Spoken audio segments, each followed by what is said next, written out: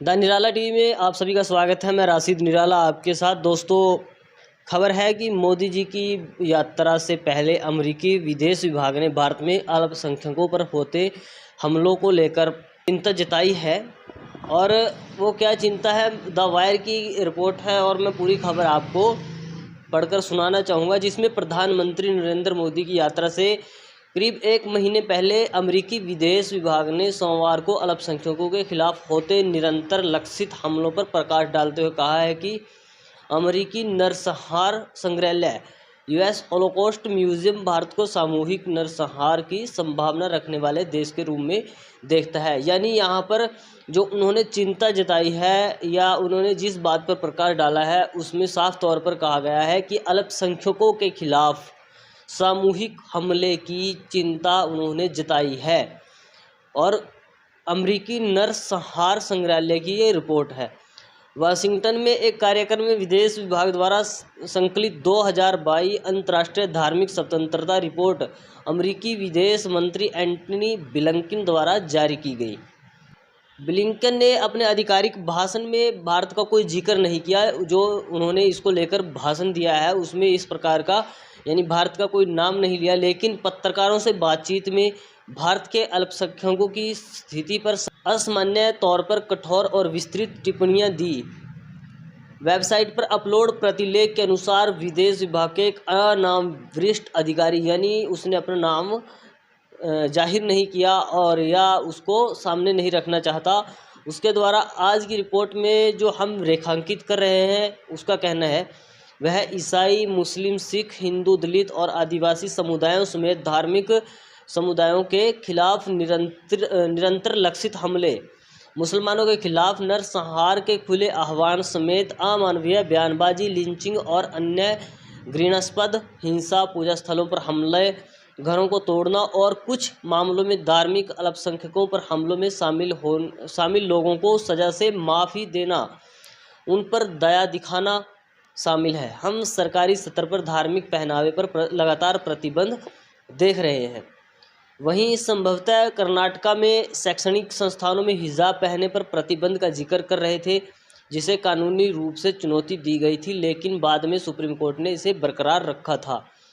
यानी उन्होंने इस पूरे मामले जो भारत में पिछले कुछ दिनों से घटित हो रहे हैं, जिसमें लिंचिंग जैसी घटनाएं हैं, आप सब ने देखा कि पिछले दिनों किस प्रकार से जुनैद और नासिर की हत्या कर दी जाती है।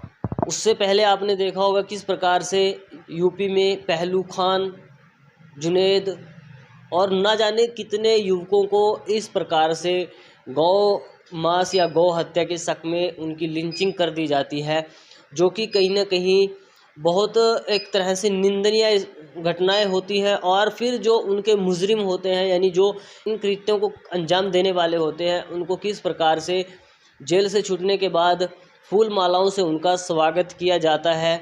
और किस प्रकार से आपने देखा कि पिछले दिनों कर्नाटका में हिजाब को लेकर क्या बवाल कटा था। तो ये तमाम बातें इन्होंने अपने उस रिपोर्ट में रेखांकित की, उनका चित्रण किया है और बताया है कि ये मामले भारत के अंदर अल्पसंख्यकों को लेकर घट रहे हैं। तो उनका ये साफ तौर पर कहना है कि हमारा भारत को लेकर खास तौर पर हमारी इस पर नज़र बनी हुई है। आगे वो देश विभाग के अधिकारी ने कहा कि मानवाधिकार समूहों समेत अंतर्राष्ट्रीय समुदाय ने भारत पर विशेष ध्यान दिया है। यानी वो साफ तौर पर इस बात को बोल रहे हैं कि मानवाधिकार जो समूह है उन्होंने खास तौर पर भारत के ऊपर विशेष ध्यान दिया है। उन्होंने कहा कि अमेरिकी नरसंहार संग्रहालय भारत में मानवाधिकारों की स्थिति पर लगातार विशेष ध्यान देता है और सामूहिक नरसंहार की संभावना को लेकर इसे अपने शीर्ष चिंता वाले देशों में से एक के रूप में सूचीबद्ध करता है। यानी उनकी जो रिपोर्ट होती है उसमें काफ़ी देश होते हैं, उसमें पाकिस्तान, चीन या जो ये अरब कंट्रियां हैं, इनको लेकर भी उनका ये जो रिपोर्ट होती है तो उसमें उन्होंने भारत को भी शामिल किया है। और इसमें करीब 162 देशों में उन्होंने भारत को 8वें नंबर पर रखा है इस मामले में। तो आप यहाँ से अंदाज़ा लगा सकते हैं कि किस प्रकार का डंका विदेशों में बज रहा है, जिसे लेकर छातियाँ पीटी जाती हैं।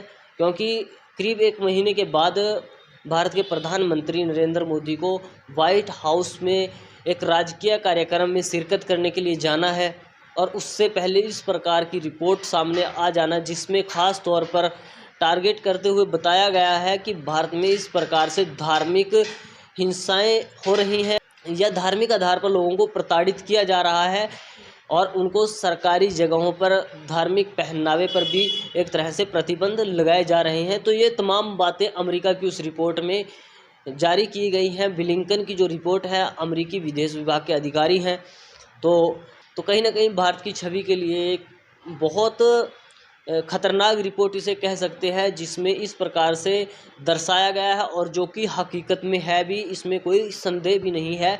क्योंकि ये तमाम घटनाएं आप पुराने अखबार या टीवी चैनल या उनकी खबरों को देख सकते हैं, उनमें देख सकते हैं किस किस प्रकार से ये घटनाएं हुई हैं। तमाम जो घटनाएं इसमें जिक्र की गई हैं। तो दोस्तों इस वीडियो में इतना ही, मिलते हैं किसी दूसरी खबर के साथ। वीडियो को लाइक शेयर करना मत भूलें, चैनल को सब्सक्राइब कर लें। धन्यवाद।